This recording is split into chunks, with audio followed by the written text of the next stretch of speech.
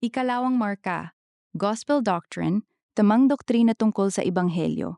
Ito ang ikalawang pinakamahalagang marka sa libro ni Mark Dever. Pagkatapos ng expositional preaching, ito ang susunod na pinakakritikal dahil kung mali ang Ebanghelyo, mali ang lahat ng iba pa sa iglesia. Ano ba talaga ang Gospel Doctrine? Simpleng kahulugan.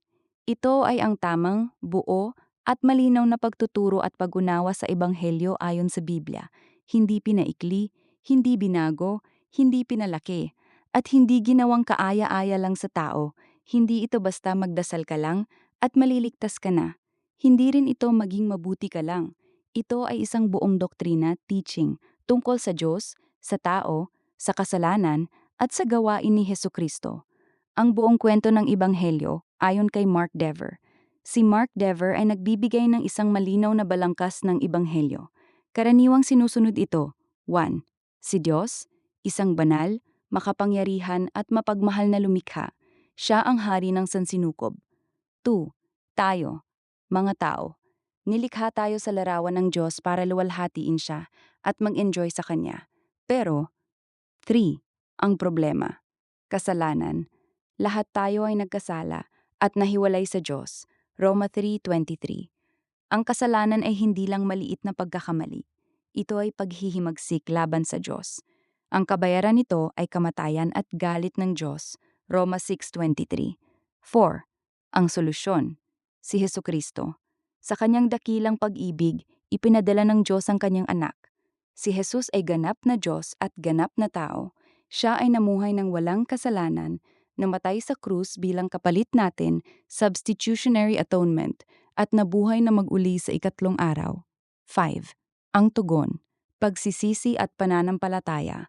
Ang kaligtasan ay tinatanggap sa pamamagitan ng pagsisisi sa kasalanan at pananampalataya kay Kristo lamang, hindi sa sariling gawa o kabutihan.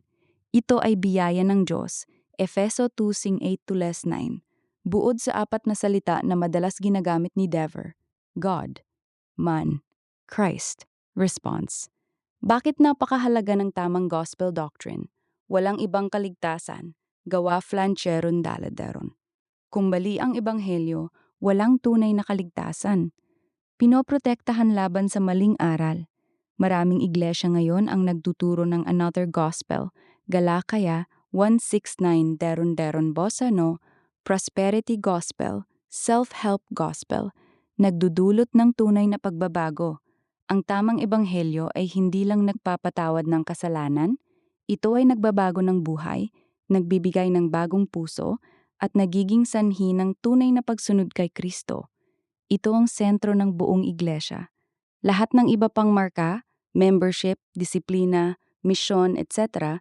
ay umiikot sa tamang pag-unawa sa ebanghelyo. Mga karaniwang mali sa ebanghelyo na dapat iwasan. Tanggapin mo lang si Jesus sa puso mo ng walang pagsisisi. Magiging masaya, successful, at mayaman ka kapag sumunod kay Jesus. Maging mabuting tao ka lang, tutulungan ka ng Diyos. Pagbibigay ng invitation na walang malinaw na pagpapaliwanag tungkol sa kasalanan at krus. Pagtuon lang sa personal relationship with Jesus nang hindi binabanggit ang kaharian ng Diyos at pagiging hari ni Kristo. Paano ipinapakita ang gospel doctrine sa isang healthy church? Malinaw itong ipinapahayag sa bawat sermon, kahit expositional sa Old Testament, nakikita ang koneksyon kay Kristo. Itinuturo ito sa bagong miyembro, sa discipleship, at sa lahat ng edad. Ang buong buhay ng iglesia, worship, prayer, fellowship, mission, ay nakasentro rito. Ang mga miyembro ay kayang ipaliwanag ito ng simple at may kumpiyansa, buod sa isang pangungusap. Ang gospel doctrine ay ang tamang pagtuturo ng buong ebanghelyo, kung sino ang Diyos, kung sino tayo, kung ano ang ginawa ni Kristo, at kung paano tayo tutugon. Dahil ito ang pinakamahalagang mensahe sa buong mundo. Gusto mo bang laliman pa natin ito? Pwede nating pag-usapan. Mga tiyak na talata sa Biblia para sa bawat bahagi ng ebanghelyo. Paano ipaliwanag ang ebanghelyo ng simple sa isang tao? Gospel presentation. Mga halimbawa ng maling gospel na nakikita ngayon o kung paano suriin kung ang iyong iglesia ay may tamang gospel doctrine. Sabihin mo lang kung ano ang susunod na nais mong wala namang pag-aralan.